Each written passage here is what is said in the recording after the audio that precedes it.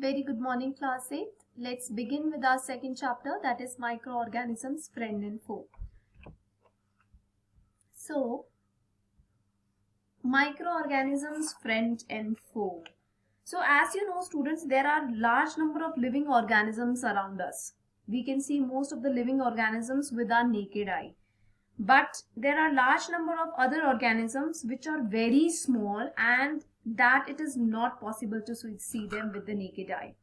They can be observed with the help of a microscope. So under this chapter, what we are going to learn is what are microorganisms, what are the different groups, why they are called friend as per the name of the chapter, and why they are called as foe. Foe means dushman. Okay? So let's continue. A little introduction regarding microorganisms or microbes. As I have told you that they are very small and you cannot see it with the unaided eyes. Okay. For example, such as fungus that grows on bread can be seen with a magnifying glass. Others cannot be seen with the help of a microscope. That is why these are called microorganisms or microbes, which are very small. Micro means very small and both mean organisms. So they are classified basically into four groups. That is, these four groups are bacteria, algae, fungi and protozoans. And some of the examples, as you can see, in bacteria it is lactobacillus and E. coli, Escherichia coli. Algae is Chlamydomonas, Spirogyra, etc. Fungi is bread mold, penicillin, aspergillus, etc. And protozoans is amoeba and paramecium.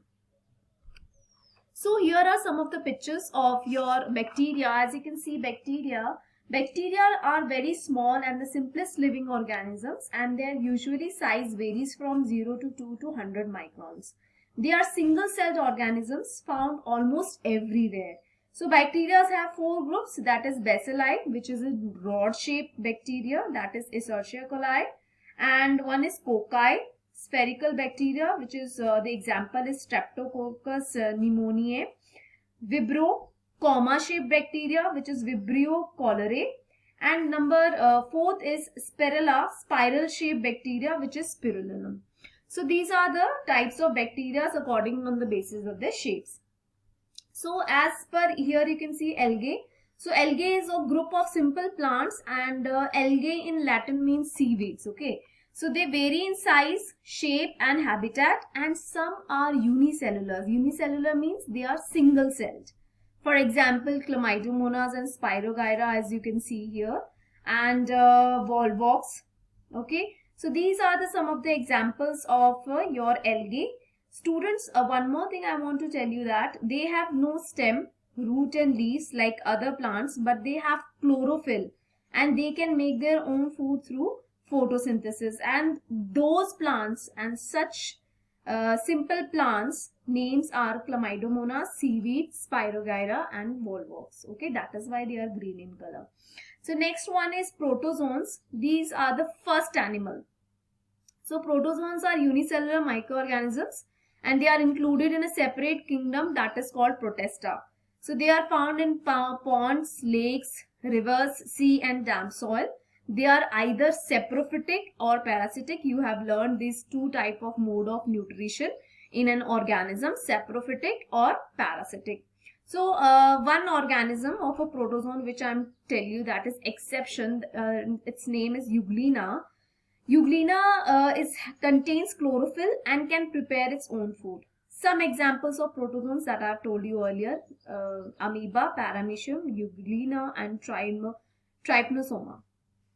Next is fungi. Fungi is a group of diverse organisms which lack chlorophyll. Which have chlorophyll is algae and which lack chlorophyll is fungi. These generally grow in dark, warm and moist conditions. Most fungi feed on dead things while some live on their other living organisms. So fungi are unicellular if like yeast, or some are multicellular like mushrooms. So these some examples of fungi you can write is yeast, mold, mushroom and penicillin. So I hope it is clear to you the four groups of microorganisms. So the next is Viruses, beta, we also consider viruses under the group of microorganisms, but they are different from the other organisms because they produce only in the body of the host organisms like bacteria, plants or animals. They multiply usually in the host organism. So the common ailments like cold, influenza and most coughs are caused by viruses. Serious diseases like polio and chickenpox are also caused by viruses. And here is some the picture of a virus which you can see here. So viruses is basically a poisonous liquid in the liquid form, and viruses are the smallest microorganism and their size is basically 20 to 300 mu, and they can only be studied under an electron microscope. Viruses cannot grow and reproduce on their own. However, when they enter a living cell, they usually need a host to reproduce, that I have told you. Viruses are also connected link between living things as well as non-living things. Some example of viruses are influenza viruses, HIV and polio virus. Alright. Where do microorganisms live? Microorganisms may be single-celled like bacteria, some algae and protozoan or multicellular such as algae and fungi, and they can survive under all types of environment ranging from ice cold climate to hot springs and deserts to marshy lands. So they also found inside the bodies of animals including humans. Some microorganisms grow on their own organisms while others exist freely. So microorganisms like amoeba can live alone while fungi and bacteria may live in colonies. So they can also exist in extreme conditions like drought, in hot water springs, in desert, polar regions, also in marshy lands. They survive in extreme environmental conditions by forming a hard outer covering called cyst. So whenever they are living in an extreme environment condition, they usually form a outer covering around themselves, which is called a cyst, which is very hard, so that they can survive in these extreme conditions. Next, we come to the topic like the name of the chapter is friend and foe. That why do we call them friend and why they are called foe. Foe we'll discuss it tomorrow. Today we're going to talk about friends. So microorganisms play an important role in our lives. Some of them are beneficial in many ways, whereas some others are harmful and cause diseases. So microorganisms used for making curd from milk, for making cheese, pickles, breads, cakes, pastries, alcohol, wine, vinegar, acetic acid, etc. So the number one is making curd from milk. The bacterium called lactobacillus, which is there in the book also, please underline it in the book, and reproduces in milk and help to convert milk into a curd. So it usually the milk usually have a lactic acid in it, and when this bacteria is present in it, it will going to change that lactose sugar into a lactic acid. Okay. So next is making bread.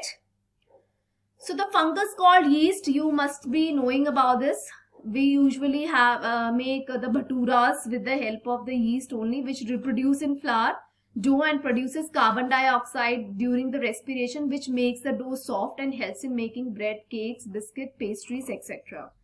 So next is, what are the commercial use of microorganisms? As we have talked about that microorganisms are used in large scale for the production of alcohol, wine and acetic acid. Yeast is used for the commercial production of alcohol and wine. For this purpose, yeast is grown on natural sugars present in grains like barley, wheat, rice and crushed fruit juices, etc.